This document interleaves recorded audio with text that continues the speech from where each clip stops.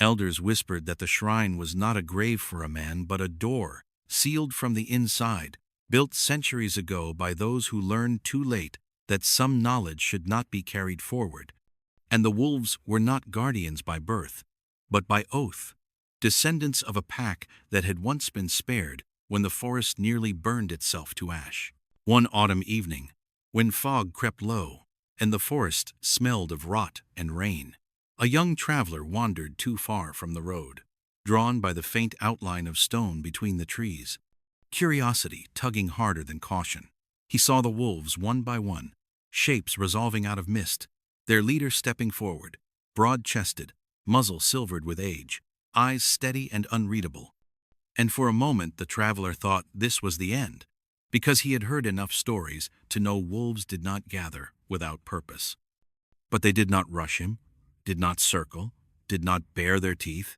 They simply stood, blocking the path with bodies and silence, and the forest itself seemed to hold its breath.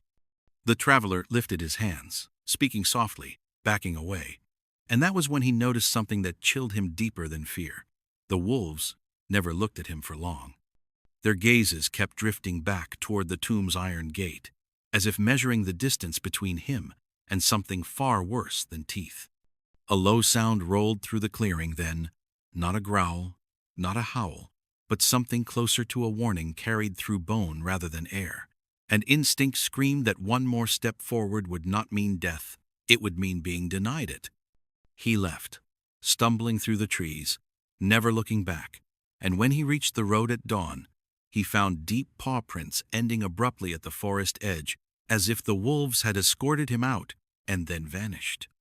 Years later he told his story, with shaking hands, insisting that the wolves were not guarding the tomb from intruders, they were guarding the world from whatever lay behind that gate, and that the most terrifying thing he had realized was this: the wolves were calm because they trusted the forest, and the forest was calm because the wolves were still there.